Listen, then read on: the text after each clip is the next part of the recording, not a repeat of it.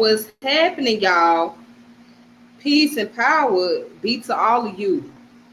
I know it's been a little minute since I've been on here. Well, it ain't been that long, you know what I'm saying? It's been like a few days since I've been on here because I've been taking a little break.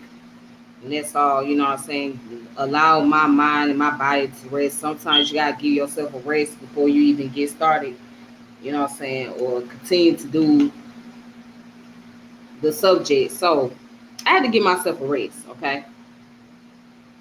All right, and today's topic, I'm going to get on the subject about Shoefiti. Shoefiti, also known as shoe tossing.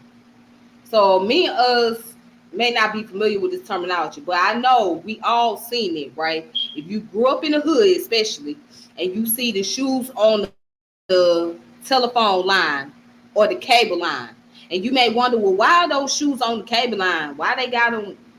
What's the purpose? What's the meaning behind the shoes being on the towels like that? Well, that's different reason. You know, it depends on what culture you come from and depends on where you live. All right, so that's what I'm here to get into. Okay. So I want to go ahead and give a special shout out to the chat. Shout out to my brother Chauncey. I see you always coming through. Shout out to you, brother. Thank you for coming through. Let's go ahead and let's get into the subject matter. So I have a few sources and I have a book. Okay. So let's go ahead and let's see what Wikipedia is talking about.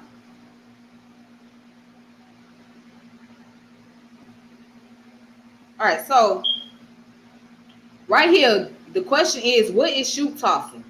So shoe tossing, also known as shoefiti, is the act of using footwear as a projectile in a number of folk, sports, and cultural practices, right? Shoe tossing entails throwing a pair of lace shoes into the raised wires, such as telephone wires and power lines or tree branches, creating shoe trees. And it says shoe tossing occurred throughout North America, Latin America, Europe, Australia, New Zealand, and South Africa in both rural and urban areas. Often the shoes are sneakers. Other times they are leather shoes and boots. So many cultural variations exist and differences abound between socioeconomic areas and age groups. In some cultures, shoes are flung as part of a rite of passage, like to commemorate the end of a school year or a forthcoming marriage. For example, in Victorian England, people would belt a bride and bridegroom with old shoes when they start on their honeymoon. Some theories suggest the custom originated with members of the military who are said to have thrown military boots, often painted orange or some other conspicuous color at overhead wires as a part of a rite of passage after completing basic training or when leaving the service. So in the 1997 film Wag the Dog, shoe tossing is an allegedly spontaneous tribute to Sergeant William Schumann, played by Woody Harrelson, who has purportedly been shot down behind enemy lines in Albania. All right, so as I mentioned before, shoe tossing has various meaning in different cultures. So it depends on what culture you live in and what society you live in. It has various meaning. In some cultures, shoe tossing can mean marriage, rite of passage, and other things, which I'm about to go into. But let's continue.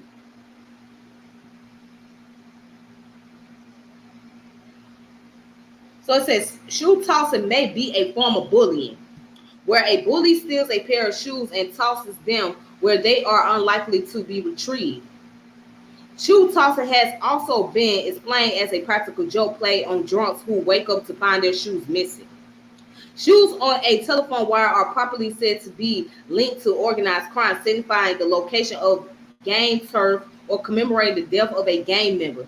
The shoes are also rumored to mark a spot for drug deals, although a 2015 study of shoe tossing data in Chicago rejected this explanation.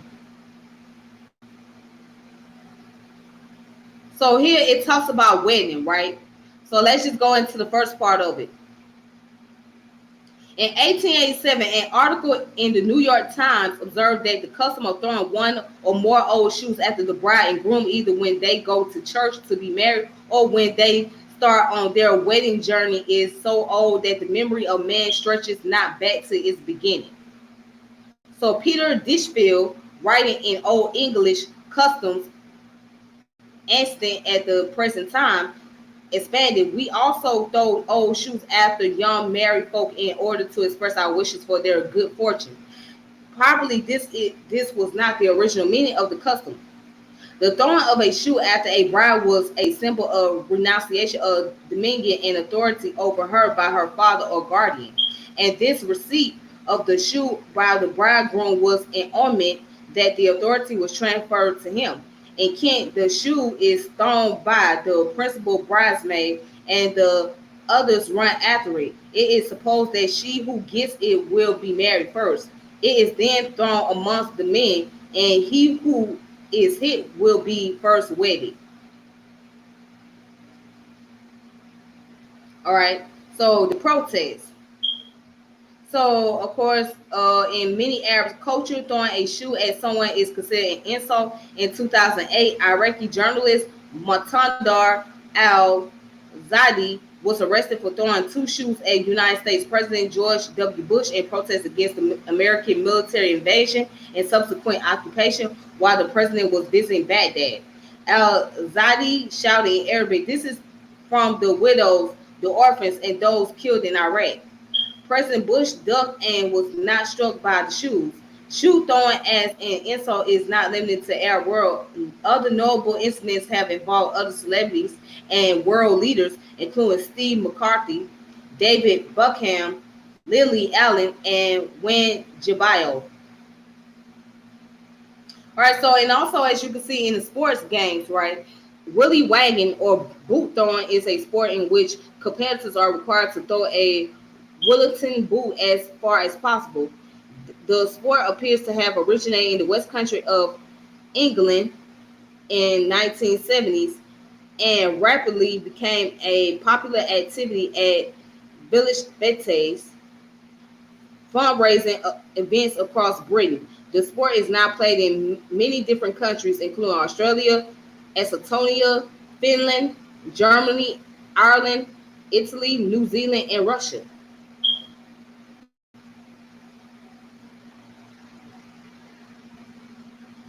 So what they talk about is decoration. Now, as you can see, going down here where it says decoration, right? Shoes are sometimes thrown into a tree to festoon it as a shoe tree. Occasionally, a power line pole or other wooden objects may be decorated in the same way. Shoe trees are generally located alongside major local thoroughfares, and they may have a theme such as high heel shoes. So right here it goes down to talk about gang messaging, right? So in the United States, shoe tossing is rumored to be used by gangs for a variety of purposes. For example, shoes may be used to mark a gang's territory, commemorate a fallen member, or to commemorate a non-gang member who has lived in the area. However, it is difficult to determine what shoes were placed by gang members for gang-related purposes and what shoes were flung by non-gang members for other purposes. Gangs may use shoes on wires to indicate places to acquire drugs, but police officers in several jurisdictions noted that this is a myth and has yet to be proven. So it goes on to say, a 2003 newsletter from former Los Angeles, California Mayor James Hahn cited fears of many LA residents that these shoes indicate sites at which drugs are sold or worse yet, gang turf. And that city and utility employees had launched a program to remove the shoes. A 2015 study of the shoe tossing data in Chicago found that the rumor and relationship between dangling shoes and drug dealing were correlational, not casual. All right, so as you can see, you can find information about the whole shoe tossing or Shoefiti on Wikipedia if you want to learn more. And so now there's an article that I want you guys to look into. This article comes from medium.com. Is Shoefiti tossing shoes to send cues? Sneakers Night calls for your closest low-hanging utility wire in a battered pair of Converse.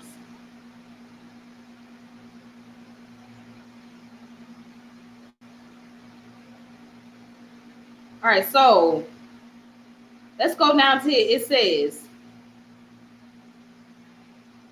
the most commonly believed reason for shoe tossing are related to gang emblems.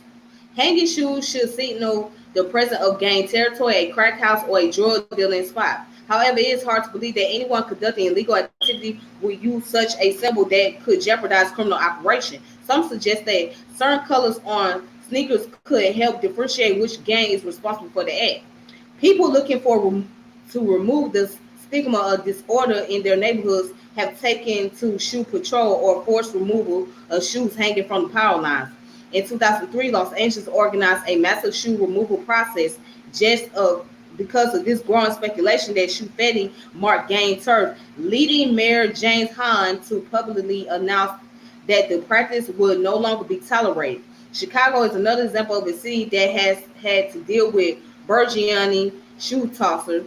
In 2008 and 2009, the city official received requests to remove roughly 1,000 pairs of shoes, but the number of Shoefiti cases has significantly declined since then. The 70s and 80s were definitely the peak years of Chicago Shoefiti. All right, so again, you guys can look up more information on this website, medium.com.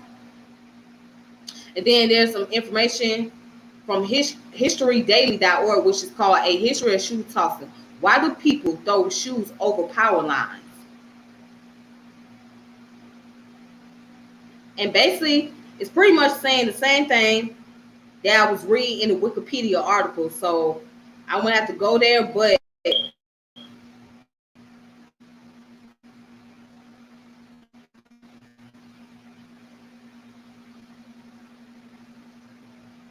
also there's this book which is called the Hip Hop Underground, right? And in this video, in this book, it talks about my block. The video begins and ends with a young black man throwing a pair of sneakers up into the air and over a power telephone line. This ritualistic practice has been the subject of much speculation and misdefinition, particularly across online media. Shoe slinger or Shoefiti, a term coined by Ed Corler, has been defined as an urban practice that marks gang territory as a makeshift memorials for murdered gang members, as an underground communication that drugs are sold on that block, as an indicator that the shoe slinger has just lost his virginity, as a celebratory act done by school-aged youth at the end of an academic year, or as a way for bullies to taunt their victims. Okay, so you can find this information. You can read this book up for yourself, which is called The Hip Hop Underground African American Culture Beneath the Surface by James Braxton Pearson. Okay. Now, I'm going to talk about it. So,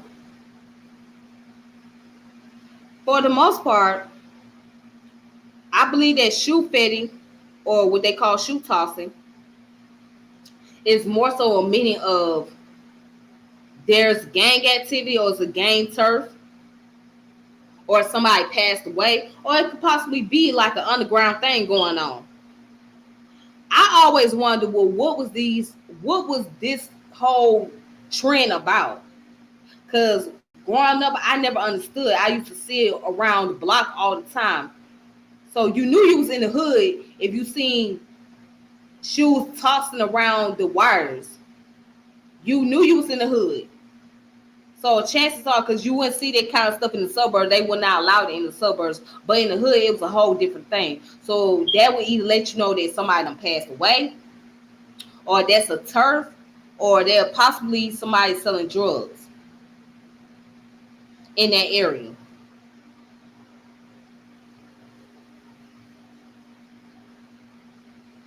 But man, I mean, it's amazing. So that's good information right there.